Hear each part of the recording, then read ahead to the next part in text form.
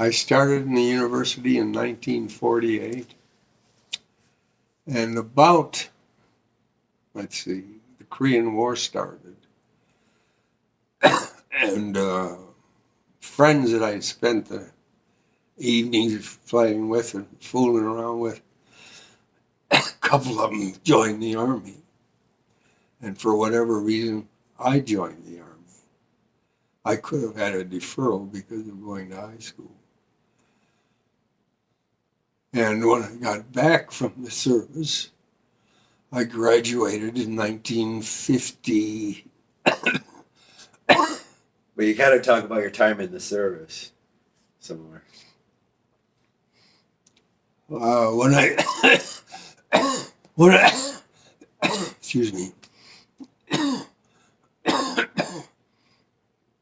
when I joined the Army, they sent us to different places for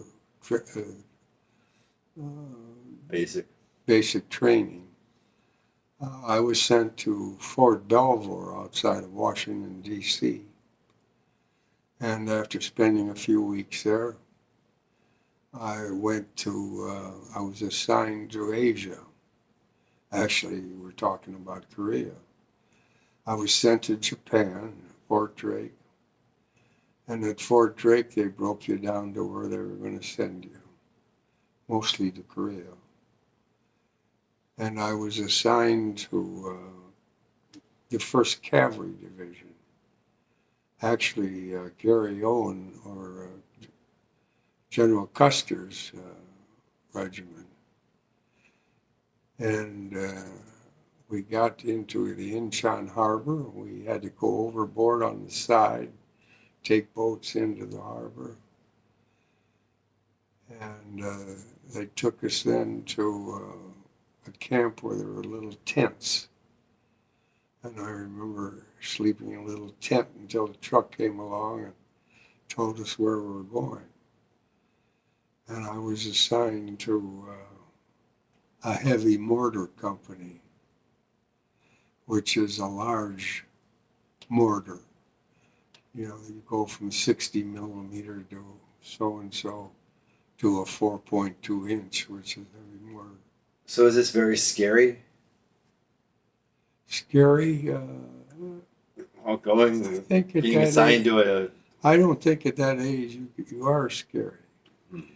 But when I got to the camp, we lived in I think tents are either what do they call those holes? Trenches? No, enclosed. Anyway, they asked me, did I mention that the sergeant asked me if I could read a map? Yeah. And I said, no, I can't. And he said, I think you can. He says, I think you had some training as an engineer. Anyway, you're assigned to being an assistant to the forward observer. And I said, what does a forward observer do? He said, well, between the two lines of combat, there's an open area. And we put an outpost out in front of our MLR, or mainline of resistance.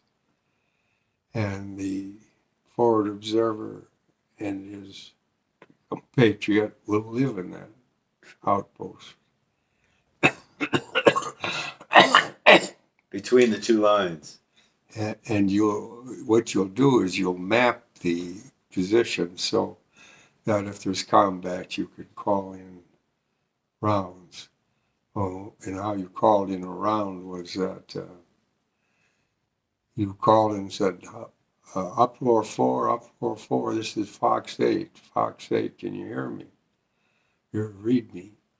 And I said, yes, we do. And then you'd say, I want to send a white phosphorus shot, or we call it Willie Peter, I think. And that would land, and off of that shot, you could reposition your call and then call for live rounds. So as a forward observer, you not only did that, but you also had to go out every other week on a scouting position or trip. So, You, you went with a squad of soldiers from the division, but not from your company. And you'd go until you got fired upon. And so that's kind of interesting. scary. Yeah. On one of those missions, I had a mortar round fall next to me. Were you lying down or standing? I think I was laying down. And it lifted me off the ground. And that's not important other than I use that. I always said that affected my hearing. And as I got older, I applied for medical compensation, and I got 10% from the VA, which allowed me to get some other free stuff. Right. Also, I remember an incident where one of the soldiers got hit by a machine gun bullet. And the lieutenant or the head of the squad said, "Who's going to volunteer to go down and bring him back?" And the corporal, who was my forward observer, he said, "Stan and I will go down and pick him up." And the lieutenant says, "No, you won't." He said, "You're not even part of the squad." But even though I didn't volunteer, would have gone down with him. I stayed there for a while until we got called back. The division got called back to Hokkaido because they were unfit for combat. They replaced an Oklahoma unit, National Guard unit, that came to Korea and took our place. So I stayed in Hokkaido. So you weren't close to anybody that died in that war? No. I saw, of course, once in a while, when you were back to the main camp, you could see trucks going back and forth with people on it that had been wounded, as I recall. And at some time in about 1952, I think it was, or the end of 52, I don't recall. There was an incident in Korea where General Boatner went into one of these large prisoner of war camps that we had. And he was held captive for a little bit. I don't know how that could have happened. But they decided to break the camps down into smaller sizes. And they took engineering battalions back to help break that down. And because I'd been over there and I was in the first cav, I was called up to go back to Korea. And I stayed there for a little bit. Finally got out of the service in early 53. And that's the end of that war story. So you're 23, ready to go back to college. Yes. And you're ready to be a better student now. Yes. And finally, of course, I met my wife, Darlene, and we got married in 1956, August 4th. Were you graduated from college and ready to roll? Yes. At that time, I was in an engineering class. It was 5 years to be Bachelor of Mechanical Engineering. And there was a high demand for engineers. And although I had started out pretty poorly in the early years, I did much better later in school. And I had 10 visits with different companies before I graduated or at my graduation time. And other than General Electric, which wanted a little higher grade average than I had, I think I had 9 offers from other companies. And I took Honeywell. And Honeywell at the time was paying new salesmen $250 a month. I, as a 5-year engineering graduate, was offered $410 a month. $410 a month. $410 a month now would pay my grandson's lodging for a couple of weeks at college. But $410 a month, you were able to get a house. No, not at that time. Okay. No, I was too early. So while you're going to school, you're dating mom? I don't recall the overlap at this moment. Mother lived in Eau Claire, Wisconsin, and she moved into St. Paul after she got out of high school to be close to her sister and brother-in-law. And she worked at Brown and Bigelow. And I met her at a lounge on Dale and University when she came in with her baseball team after a game. And we started dating then. And I can't recall where I was in school at the time. But how long did you date her? Was it like right away you really liked her a lot? Oh, I think we dated for a year and a half. So, excuse me. And you went out to eat a lot, or did you have money to court her? Or? We were in a lot of activities together with friends of mine. I had, during the early years of my life, I had several men, close friends, that we partied together, played sports together, drank together, and we dated together. Even when only 1 or 2 were still married, you take your girlfriend to wherever they decided to go.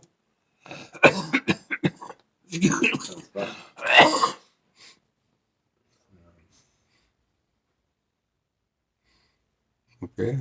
Then, so I sort of don't understand the period.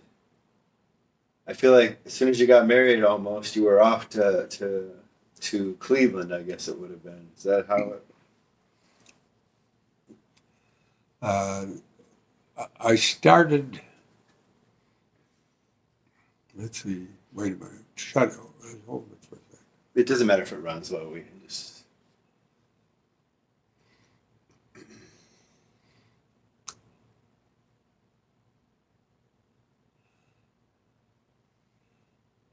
When Mother and I got married, we had a little apartment in St. Paul. And it would have been pretty close, I would think, to when I started.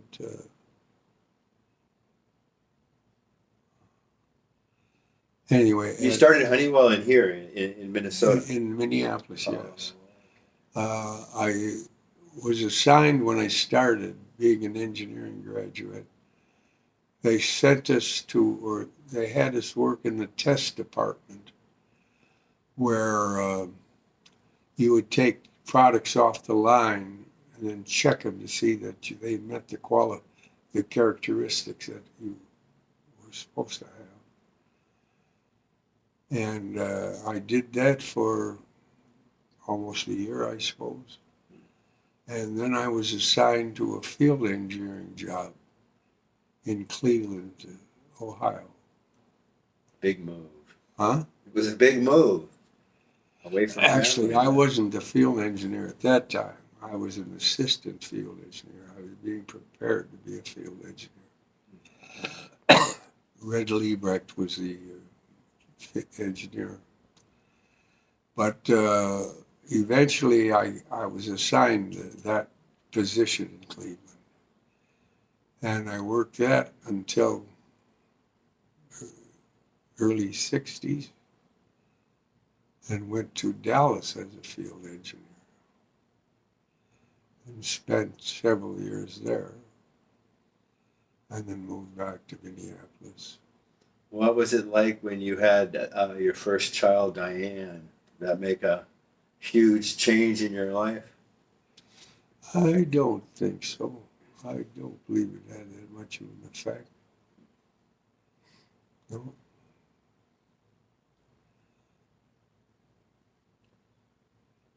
Then you went to Dallas, and how did you like Dallas? We loved Dallas. We moved into a small home, and the cost, as I recall, was $14,000 for the house Is this the first time you had a house that you bought that you owned? in Richardson, Texas. Yeah. Oops, is that somebody here? I don't think so. I heard something. Oh. In Richardson, Texas, which was a few miles. It's a suburb of Dallas, north of Dallas, on Highway 35. And I was a field engineer for the southeast and southwest region for the company I was in at that time. And that meant I traveled an awful lot. I spent a lot of time traveling, and that was not, I suppose, fun for Mama. Did she complain? No. If she did, I don't recall it. And so I was a field engineer then, and then I came back to Minneapolis as a product manager in marketing.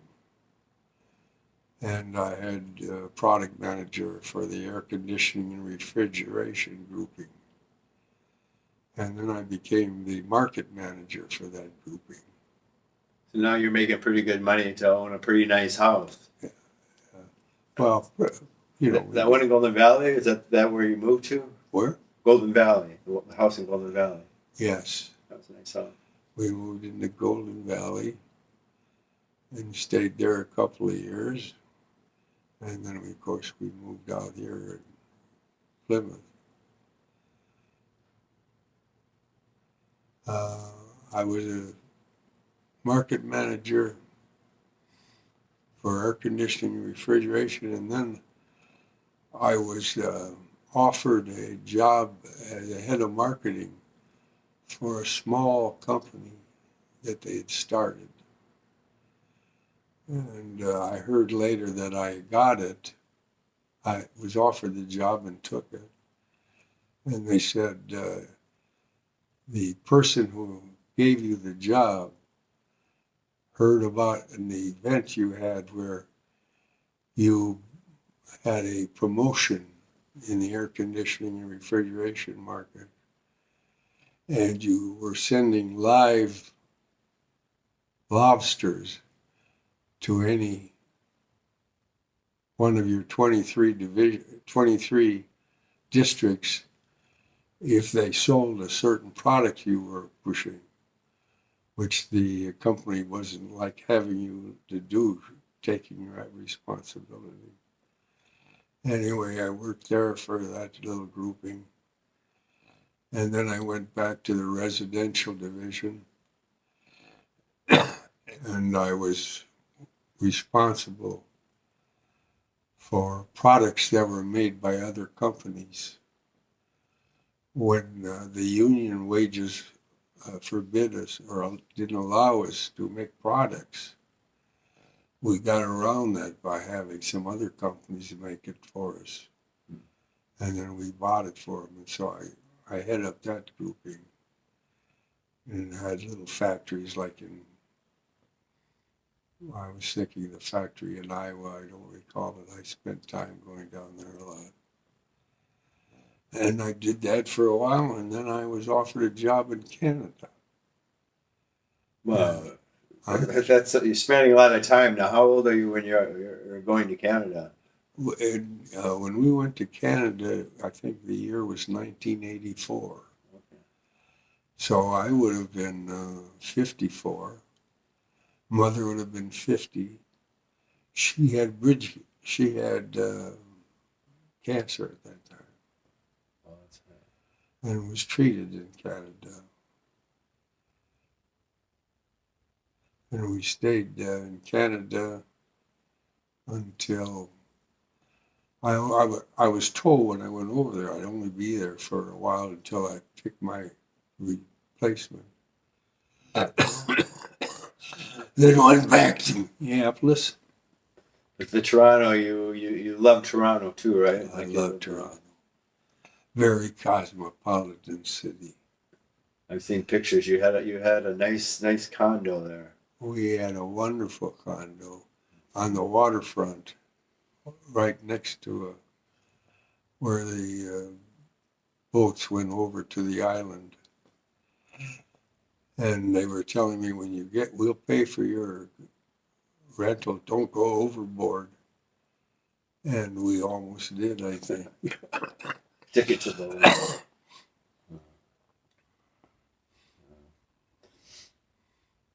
When did you start golfing? I mean, when did you start?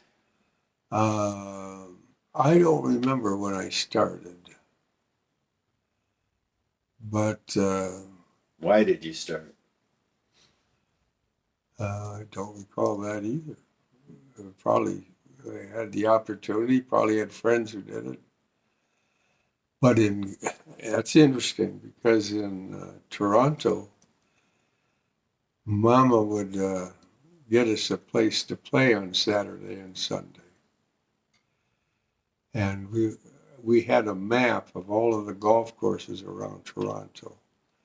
And we were trying to move on to all of them. Nice. And we played a large number of them. In fact, we played one course where they thought I was a member and they weren't going to allow us to play, but they backed up and did put us with the women's champ. Right. And the reason I brought up that story is that she kept out driving me, and I couldn't. I always went to the wrong ball. So we liked Toronto. We had close friends there, real good friends there. Strange enough, we never went back. I mean, when I was invited to come up to an event, we never did it. That was one nice thing about marrying Mom was that she was so social that she would keep you busy and she would help you make friends. Oh, She was. yeah, she did. I remember one time we had a vacation coming up, and they were telling us in Toronto that we're going to fix you up for a trip that'll be lovely. We're going to put you on the plane or on that train that goes to Victoria, or you're going to stop and see the Derby or the event in one of the cities, and we're going to set all these things up, and it's going to be a lovely trip. And I said, well, I'm afraid Mama wants to go home and see the family. So we passed it up. But we saw a lot of Canada. And I don't know. We've had a lot of travels. think you really liked the Hong Kong one. I'm not. The Hong Kong trip. Mm-hmm. Yes, McDonald. we had friends, the Bormans, Bob and I forget her name. I do too. Anyway, we had someone book us a trip to Thailand, and they went to Mormons went to Korean medicine, Thailand, and then we went to Hong Kong, where a friend of the Mormons and ours, the McDonald's, he had a place there. He had a great job for Honeywell in Hong Kong, and had a better apartment with a maid than I did. And she happened to be the mistress of the mafia member. And when we go down in the elevator, we'd see a car there with a bunch of funny looking guys in it. And Bob would say, they know who you are. Don't think even about it. Be clear. Bob had a junk. They owned a junk. Took us out in the harbor. We did that. Beautiful. He belonged to a country club, and we played golf there. And I remember we were at the International Club in the morning, 1987, when they had when that big stock market broke. Mm. That was probably the greatest trip that we ever had. Although we've had some good ones.